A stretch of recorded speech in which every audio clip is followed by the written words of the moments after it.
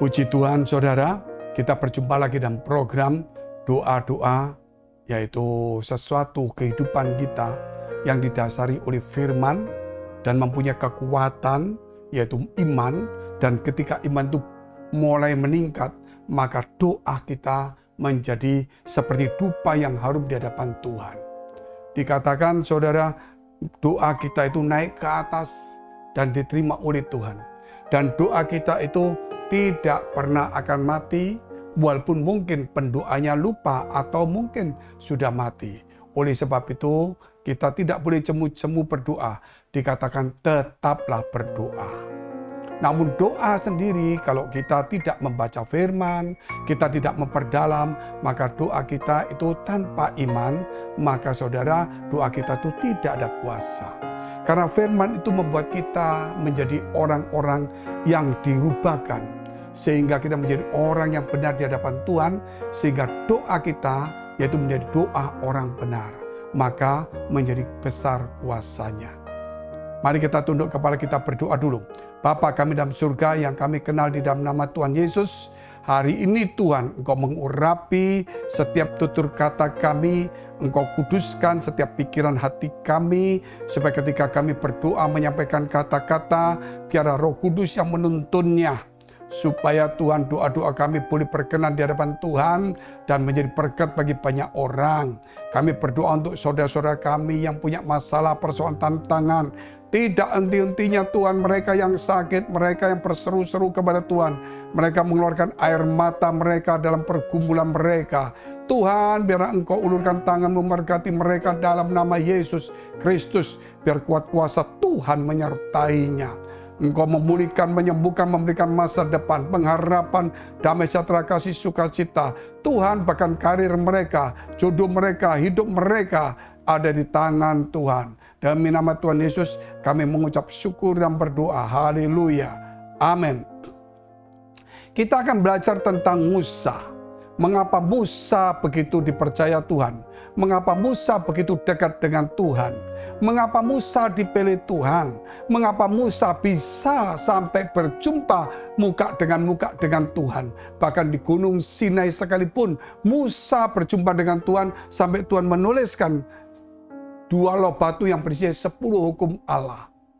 Kenapa kita akan melihat itu dahulu dalam kitab Bilangan 12 ayat 1 sampai dengan 8. Mari kita akan baca bersama-sama. Meriam serta Harun mengatai Musa berkenaan dengan perempuan Kus yang diambilnya, sebab memang ia telah mengambil seorang perempuan Kus. Kata mereka, sungguhkah Tuhan berfirman dengan perantara Musa saja? Bukankah dengan perantara kita juga ia berfirman? Dan kedengaranlah hal itu kepada Tuhan. Adapun Musa ialah seorang yang sangat lembut hatinya, lebih dari setiap manusia yang di atas muka bumi. Lalu berfirmanlah Tuhan dengan tiba-tiba kepada Musa, Harun, dan Meriam, keluarlah kamu bertiga ke kemah pertemuan. Maka keluarlah mereka bertiga. Lalu turunlah Tuhan dalam tiang awan dan berdiri di depan pintu kemah itu. Lalu memanggil Harun dan Meriam, maka tampillah mereka keduanya. Lalu berfirmanlah ia, dengarlah firmanku ini. Jika di antara kamu ada seorang nabi, maka aku Tuhan menyatakan diriku kepadanya dalam penglihatan.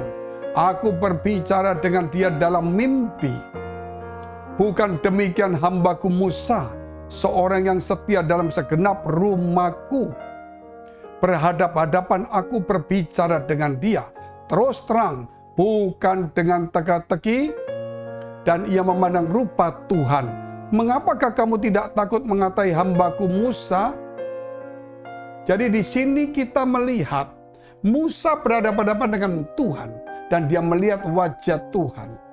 Memang kalau kita melihat wajah Tuhan, berarti kita melihat percaya bahwa Allah itu Tritunggal juga. Kalau kita lihat Bapa itu tidak ada yang pernah bisa melihatnya, karena dia adalah roh.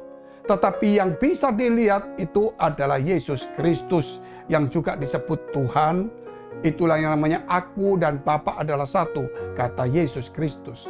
Lah, kita akan kembali lagi mengapa sampai Musa ini dipilih. Mengapa Musa dipilih dan dipertahankan? Alasan pertama, Musa punya karakter yang luar biasa, yaitu orang yang paling lembut hatinya di muka bumi. Tuhan sendiri sampai memujinya bahwa dia adalah seorang yang paling lembut hatinya di muka bumi. Saudara, itulah salah satu karakter sehingga Yesus pun mengajarkan kepada kita di dalam Matius 11 ayat 29. Belajarlah kepadaku karena aku lemah lembut dan rendah hati. Karakter juga. Kalau kita mau berjumpa dengan Tuhan dan kita mau mendengarkan firman Allah, dan kita mau dibela Tuhan, dan kita mau dilindungi Tuhan, maka kita harus punya karakter Yesus, karakter Tuhan, karakter Kristus, yaitu salah satunya lemah lembut itu, rendah hati juga, setia. Dikatakan, bukankah Musa adalah hambaku yang paling setia di rumah ini, yang setia dalam rumah Tuhan itu? Jadi perlu setia. Jangan sampai saudara dalam kehidupan kita mundur. Ke gereja sebentar, kita kembali enggak ke gereja karena sibuk. Ke gereja waktu susah, begitu diberkati, sibuk di luar dengan berbagai macam alasan. Ditegur sama pemimpin seperti Maryam sama Harun. Mulai mengatakan, apakah dia saja yang bicara dengan Tuhan, bukankah kami? Maryam, Harun seorang nabi. Dia kakaknya Musa. Tetapi Tuhan membela Musanya. Dari sinilah saudara, jangan maju mundur. Demikian dalam pelayanan kita setia terus. Dan kita punya hati yang lembut, ditegur kita terima, dididik kita terima, diarahkan nasihati kita terima dengan rendah hati.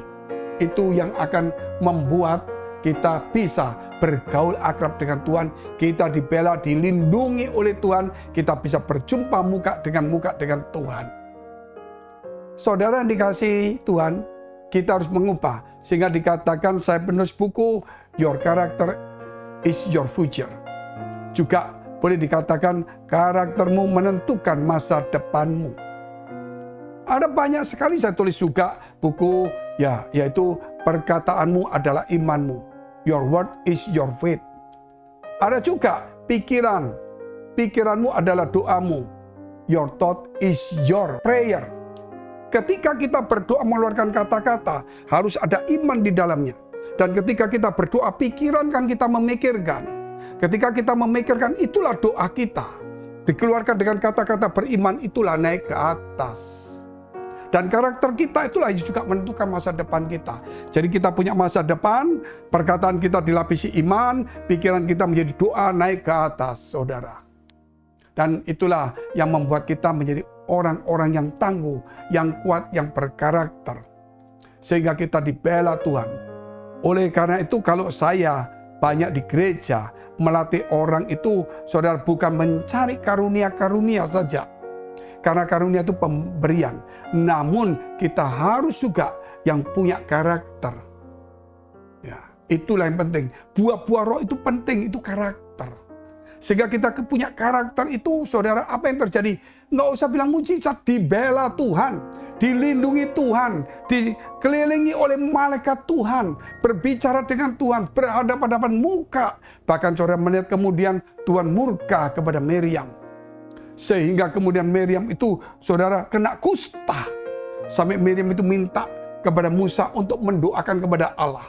Dan kemudian Musa mendoakan, barulah disembuhkan. Sehingga Musa itu mendoakan orang dan terjadi. Ketika bangsa ini mulai, saudara, mulai menggerutu, mulai mengata-ngatai, memberontak kepada Tuhan, maka terjadilah tulah. Maka mereka kena tulah, mereka datang kepada Musa.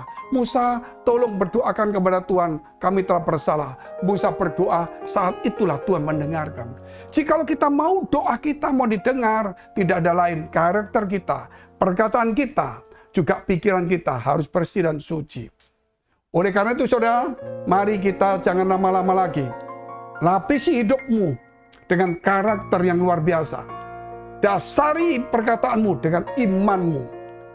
Sucikan pikiranmu menjadi doamu. Kita tunduk kepala, kita mau berdoa dulu. Bapa kami dalam surga, yang kami kenal di dalam nama Tuhan Yesus, terima kasih Tuhan, kalau Engkau telah menjaga, melindungi, membentengi, membela kami, sehingga setiap doa kami Tuhan Engkau dengar. Tuhan, karena kami mempunyai dasar melapisi hidup kami dengan karakter. Kami mendasari perkataan kami dengan iman. Kami menyucikan pikiran kami menjadi doa-doa yang suci, yang kudus. Demi nama Tuhan Yesus Kristus, memberkati saudara kami dan pekerjaan rumah tangga, kesehatan, di dalam jodoh, karir, dan sebagainya, masa depan, pengharapan. Jika engkau punya masalah, persoalan, tantangan, jangan undur, jangan putus asa. Dekapkan kedua tanganmu di dadamu. Ketika engkau berdoa lama-lama tidak terjawab, dekapkan kedua tanganmu di dadamu. Ketika engkau tidak menemukan sesuatu yang berhasil atau selalu gagal saja, dekapkan kedua tanganmu di dadamu. Ketika engkau bimbang, takut, khawatir, cemas, dekapkan kedua tanganmu di dadamu. Ketika engkau sakit, dekapkan tanganmu bagian yang sakit. Demi nama Yesus Kristus, biar doamu boleh didengar Tuhan. Dan hari ini kau menjadi sembuh dan pulih. Dan engkau diberkati Tuhan dalam segala hal, terutama dalam rohanimu. Supaya engkau berjumpa, supaya engkau bisa dijaga dan dilindungi Tuhan. Berjumpa muka dengan Tuhan.